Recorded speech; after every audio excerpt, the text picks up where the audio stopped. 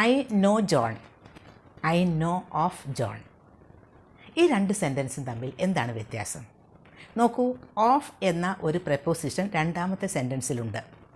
ആ ഓഫ് എന്ന പ്രപ്പോസിഷൻ ആ സെൻറ്റൻസിൽ വരുത്തുന്ന ഒരു മാറ്റം വളരെ വലുതാണ്. അതുകൊണ്ട് തന്നെ ഈ രണ്ട് സെൻറ്റൻസും ഐ നോ ജോൺ എന്ന് പറയുന്നതും ഐ നോ ഓഫ് ജോൺ എന്ന് പറയുന്നതും തമ്മിൽ വളരെ ക്ലിയർ ആയിട്ടുള്ള ഡിഫറൻസ് ഉണ്ട്. എന്താണ് ആ ഡിഫറൻസ് എന്നാണ് നമ്മൾ ഇന്ന് നോക്കാൻ പോകുന്നത്.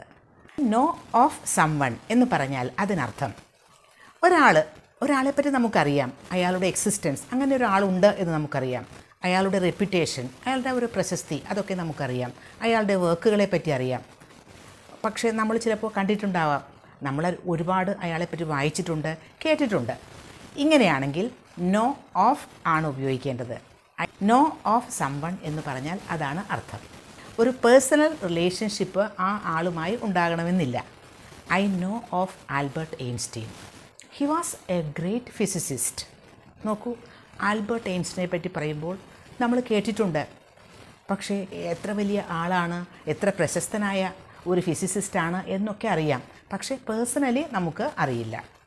ഒരു പേഴ്സണൽ റിലേഷൻഷിപ്പ് അദ്ദേഹവുമായി ഇല്ല. അപ്പോൾ I no of Albert Einstein.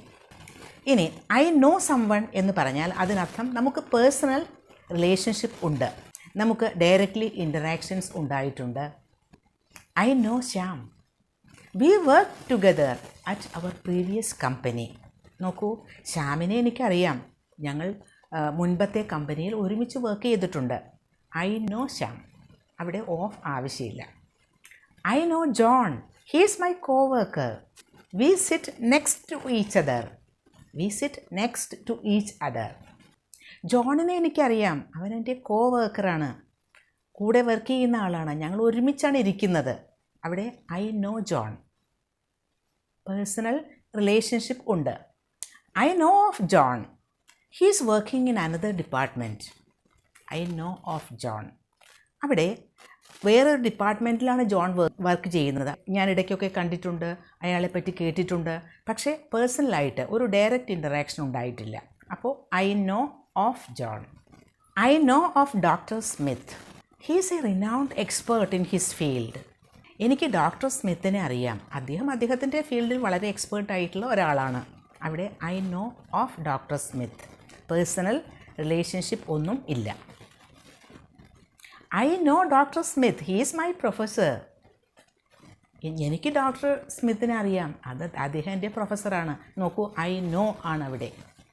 അപ്പോൾ നോ സംവൺ എന്ന് പറയുന്നത് പേഴ്സണൽ റിലേഷൻഷിപ്പ് ഉണ്ട്, ഡയറക്റ്റ് ഇൻ്ററാക്ഷൻ ഉണ്ട്. അതേസമയം നോ ഓഫ് സംവൺ എന്ന് പറയുമ്പോൾ അവിടെ നമ്മൾ കണ്ടിട്ടുണ്ട് അല്ലെങ്കിൽ കേട്ടിട്ടുണ്ട്, അദ്ദേഹത്തെ പറ്റി അറിയാം, പക്ഷേ പേഴ്സണലായിട്ട് റിലേഷൻഷിപ്പ് ഇല്ല. അവിടെയാണ് നോ ഓഫ് ഉപയോഗിക്കേണ്ടത്. അപ്പോൾ ഇനി അതിൽ കൺഫ്യൂഷനൊന്നും ഇല്ലല്ലോ.